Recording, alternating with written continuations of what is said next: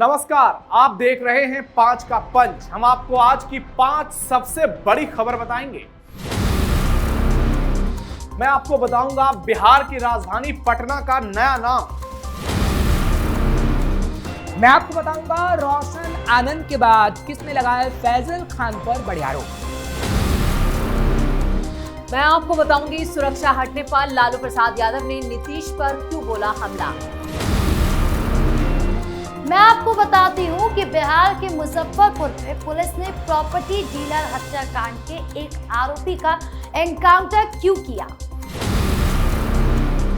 मैं आपको बताऊंगी अश्लील और जाति सूचक गाना बजाने वालों पर सम्राट सरकार के एक्शन के बारे में।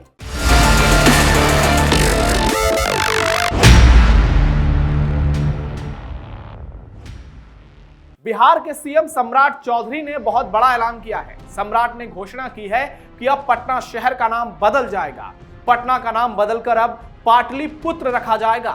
नाम बदलने की यह मांग पिछले काफी समय से चल रही थी, लेकिन सम्राट के सीएम बनने के बाद इसमें तेजी आई और अब इसका आधिकारिक ऐलान भी हो गया। सुनिए कैसे खुले मन से सम्राट चौधरी ने इसे लेकर बड़ी घोषणा की। लेकिन अब हम टाउनशिप भी बना रहे हैं।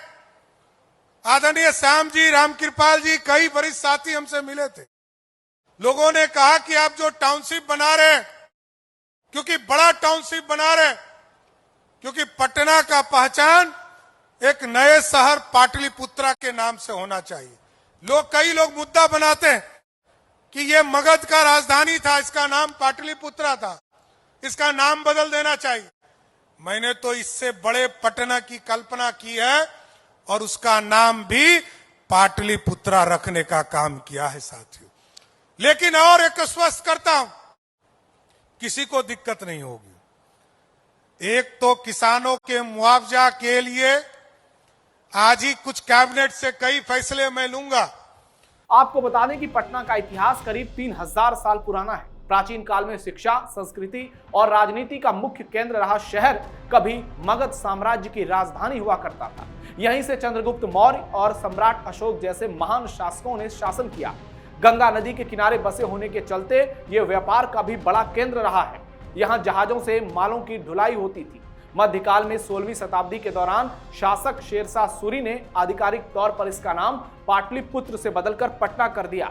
तब से आज तक इसे इसी नाम से जाना जाता है। हालांकि अब एक बार फिर इस ऐतिहासिक शहर को उसकी पुरानी पहचान मिलने जा रही है, जिसे लेकर खुद मुख्यमंत्री ने ऐलान कर दिया है।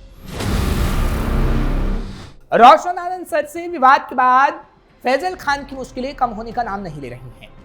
फैजल खान यानी खान सर के मित्र विपिन सर ने उनके खिलाफ मोर्चा खोल दिया है। अब उन्होंने वीडियो बनाकर एक सनसनीखेज खुलासा किया। दरअसल 67वीं बीपीएस का रिजल्ट आने के बाद खान सर ने सफल अभ्यर्थियों को अपनी कोचिंग बुलाकर सम्मानित किया था।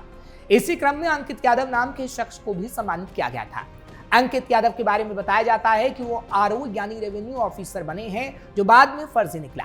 इतना ही नहीं, उसने बाद में अपने पोस्ट का हवाला लेकर लोगों को खूब चूना भी लगाया। लोगों से पैसे ऐंठे और शादी का झांसा देकर लड़कियों का यौन शोषण तक किया। विपिन सर ने कई प्रमाण के साथ इसका बड़ा खुलासा कर दिया है। इतना ही नहीं, सितंबर 2024 में अंकित यादव खान सर की कोचिंग में आया था। इस दौरान विपिन सर के पड़ोस का छात्र पवन कुमार खान सर का ऑनलाइन क्लास कर रहा था। उसने भी अंकित को देखा। कुछ माह बाद अंकित ने पवन को फेसबुक पर मैसेज कर जान पहचान बढ़ाई। फिर पवन से 3 महीने के लिए कार भाड़े में ले ली। एक दिन अचानक फोन कर बताया कि सहरसा में बदमाश ने कट्टा सजाकर कार छीन ली है। जिसके बाद पवन वैशाली से सहरसा पहुंचा तो सच्चाई जानकर सभी दंग रह गए। पवन को सहरसा से पता चला कि वो कोई अधिकारी नहीं बल्कि किसी ब्लॉक में डाटा एंट्री का काम करता है और खुद को आरओ बता रहा है।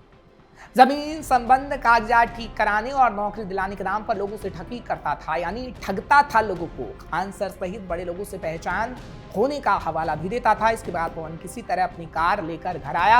अंकित यादव ब्लॉक में अधिकारियों की कुर्सी पर बैठकर फोटो तक खिंचवाता था और सोशल मीडिया पर पोस्ट कर लोगों को बरगलाने का काम करता, झांसा देने का काम करता।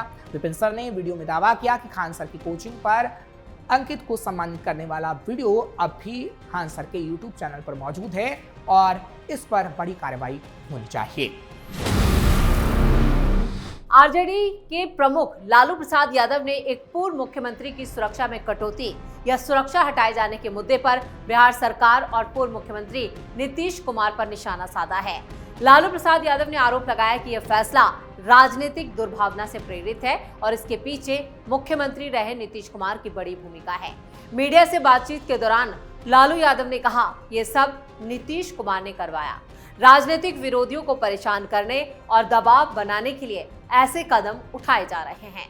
उन्होंने कहा कि लोकतंत्र में सुरक्षा जैसे संवेदनशील मुद्दे पर राजनीति नहीं होनी चाहिए और सरकार को निष्पक्ष तरीके से काम करना चाहिए। आरजेडी प्रमुख ने आरोप लगाया कि बिहार में प्रशासनिक फैसले का इस्तेमाल राजनीतिक प्रतिद्वंदियों के खिलाफ किया जा रहा है।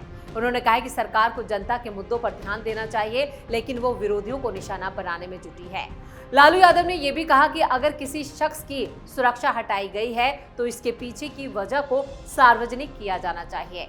वहीं राज्य सरकार की तरफ से इस मामले पर अभी तक कोई भी प्रतिक्रिया सामने नहीं आई है। सरकारी सूत्रों का कहना है कि सुरक्षा व्यवस्था की समय समय पर समीक्षा की जाती है और उसी के आधार पर फैसले लिए जाते हैं। अधिकारियों के मुताबिक सुरक्षा देना या हटाने का फैसला निर्धारित मानकों और सुरक्षा एजेंसियों की रिपोर्ट के आधार पर लिया जाता है। सुरक्षा हटाए जाने के इस मुद्दे को लेकर बिहार की राजनीति में नया विवाद खड़ा हो गया है। विपक्ष इसे राजनीतिक प्रतिशोध बता रहा है, जबकि सरकार का पक्ष है कि सुरक्षा से जुड़े फैसले पूरी तरह से प्रशासनिक प्रक्रिया के तहत लिए जाते हैं। आने वाले दिनों में यह मामला राजनीतिक बहस का बड़ा मुद्दा बन सकता है। अब बात मुजफ्फरपुर के मुसहरी थाना इलाके की, जहां मंगलवार देर रात पुलिस और मर्डर के नामजद आरोपी के बीच जोरदार मुठभेड़ हो गई। आरोपी अमित कुमार ने खुद को घिरता देख पुलिस पर फायरिंग शुरू कर दी। पुलिस ने भी तुरंत जवाबी फायरिंग की, जिसमें आरोपी के पैर में गोली लग गई। आरोपी की पहचान वैशाली जिले के अमित कुमार के रूप में हुई। वो हाल ही में हुए चर्चित प्रॉपर्टी डीलर अंकित रंजन उर्फ प्रभात मिश्रा हत्याकांड का मुख्य नामजद आरोपी था। 20 मई को दिन दहाड़े रोहुआ चौक पर प्रभात मिश्रा की बाइक सवार बदमाशों ने 5 गोलियां मारकर हत्या कर दी थी। ये पूरी घटना सीसीटीवी में कैद हो गई। पुलिस को सूचना मिली थी कि अमित कुमार अपने साथी के साथ बाइक पर किसी वारदात को अंजाम देने के लिए निकला है। मुसहरी पुलिस ने बटौलिया पुल पर बैरिकेडिंग कर चेकिंग शुरू कर दी। जैसी अमित ने पुलिस की नाकाबंदी देखी तो वो बाइक घुमाकर भागने लगा। पुलिस ने तुरंत पीछा किया। खुद को घिरता देख अमित ने पुलिस पर 4 राउंड फायरिंग शुरू कर दी। पुलिस ने भी लक्ष्य करके जवाबी फायरिंग की। गोली अमित के पैर में लगी और वो बाइक समेत गिर पड़ा। पुलिस ने उसे तुरंत गिरफ्तार कर लिया और SKMCH अस्पताल में भर्ती कराया। उसके पास से एक पिस्तौल भी बरामद किया गया।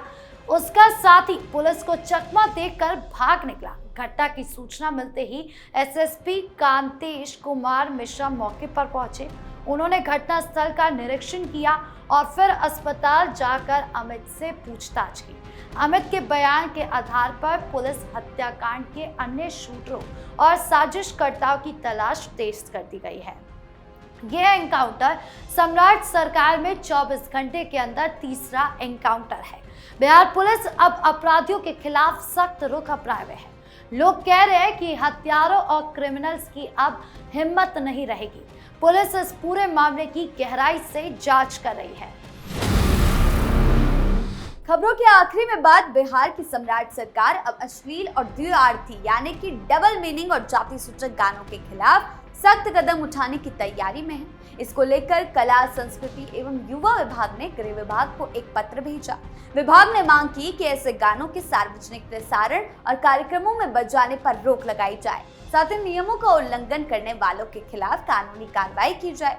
कला एवं संस्कृति विभाग का कहना है कि पिछले कुछ सालों में अश्लील और डबल मीनिंग गानों का चलन काफी बढ़ गया। शादी, ब्याह, जुलूस, मेलों और अन्य सार्वजनिक आयोजनों में ऐसे गाने अक्सर सुनाई देते हैं। विभाग का मानना है कि इन गीतों का समाज पर अच्छा प्रभाव नहीं पड़ रहा।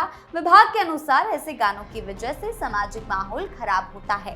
कई बार इनमें इस्तेमाल होने वाले शब्द और बोल लोगों की भावनाओं को आहत करते हैं, खासकर जाति सूचक गीत समाज में आपसी तनाव, वैमनस्य को बढ़ावा दे सकते हैं। सरकार का मानना है कि इससे सामाजिक सौहार्द और भाईचारे की भावना प्रभावित होती है। पत्र में ये भी कहा गया कि अश्लील और डबल मीनिंग गीत महिलाओं और बच्चों पर नकारात्मक असर डालते हैं। सार्वजनिक जगहों पर ऐसे गाने बजने से कई लोग असहज महसूस करते हैं। इससे सामाजिक और सांस्कृतिक वातावरण प्रभावित होता है। सरकार का कहना है कि समाज में स्वस्थ माहौल बनाए रखना भी सभी की जिम्मेदारी है और इसी दिशा में जरूरी कदम उठाने की आवश्यकता है। कला एवं संस्कृति विभाग ने अपने पत्र में बिहार की समृद्ध लोक संस्कृति और परंपराओं का उल्लेख किया है। विभाग का कहना है कि बिहार की लोक कलाएं, लोकगीत और क्षेत्रीय भाषाएं राज्य की पहचान है। ऐसे में अश्लील और आपत्तिजनक गीतों के बढ़ते चलन से इसकी गरिमा को नुकसान पहुंच सकता है। फिलहाल 5 के पंच में आज के लिए इतना ही। आपकी इन खबरों को लेकर क्या राय है हमें कमेंट सेक्शन में जरूर बताएं। वीडियो को लाइक करें, शेयर करें और चैनल को सब्सक्राइब करना ना भूलें। धन्यवाद।